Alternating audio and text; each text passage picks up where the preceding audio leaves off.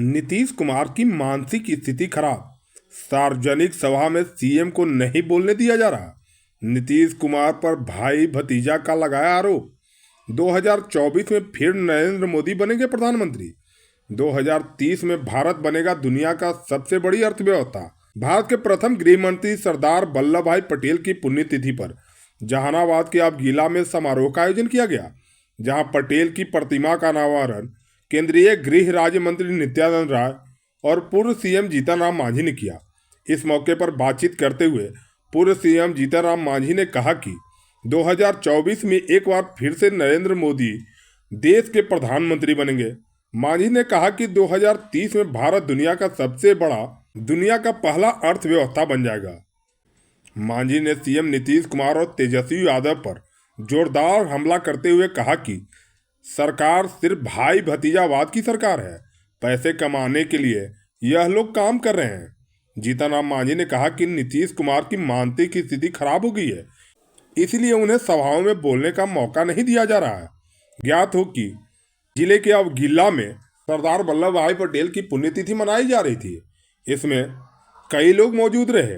देखिए, ये सौभाग्य की बात है और जहानाबाद के साथियों को हम बहुत बहुत धन्यवाद देते हैं कि पटेल साहब, जिनको लोग विसारने का काम किया था, आज उनका नाम उजागर करने के लिए जहानाबाद के ऐसे अंचल में आज रखा गया है उनके पुण्यतिथि। इसके लिए बहुत बहुत धन्यवाद हम देते हैं। और पटेल साहब, हम समझते हैं कि दुर्भाग्य रहा हिंदुस्तान का कि अगर पटेल साहब को वाकई तरजीह दी जाती और भारत के प्रधानमंत्री प्रथम बन गए होते तो आज हिंदुस्तान की जो स्थिति है वे नहीं रहती और कहीं आगे और बढ़ती। ये सौभाग्य है पटेल साहब के बाद नरेंद्र मोदी जी आज उनके स्थान को पूरा करने में लगे हुए हैं। और यही कारण है कि जो भारतीय झंडा, जो तिरंगा है, तीनों को मिला करके आज सामंजस्य स्थापित करके चलने की बात कर रहे हैं। जो अभी आपने देखा होगा कि तीनों राज्य के जो मुख्यमंत्रियों का चयन हुआ है उसमें नरेंद्र मोदी ने दिखलाया है। कोई किसी प्रकार की बात नरेंद्र मोदी पर आक्षेप लगाते हैं तो शायद उनका दिमाग अब स्पष्ट हो गया होगा कि नरेंद्र मोदी किसी धर्म, जात और समाज के नहीं, सब समाज के आदमी हैं, सबको लेकर के चलना चाहते हैं और हिंदुस्तान को आगे बढ़ाना चाहते हैं। ये साबित हो गया है।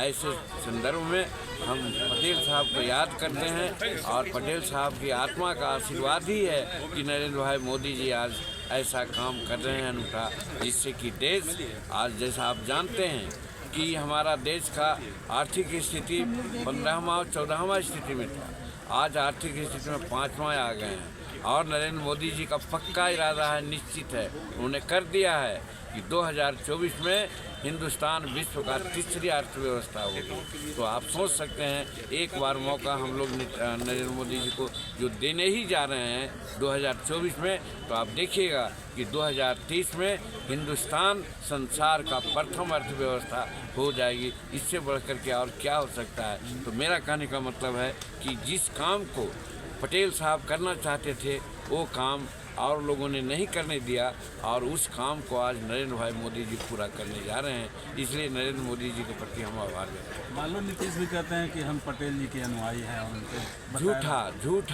झूठी बात बोलते हैं वो लोग सिर्फ क्या कहते हैं, नारेबाजी की बात करना कहते हैं। छपास लोग हैं, बात सिर्फ करते हैं, काम कुछ नहीं है। काम करते हैं अपने मन का, पैसा कमाने की बात, भाई भतीजेवाद, जात पात, अपने बाल बच्चों को आगे बढ़ाने की बात करते हैं। समाज से कोई मतलब नहीं है।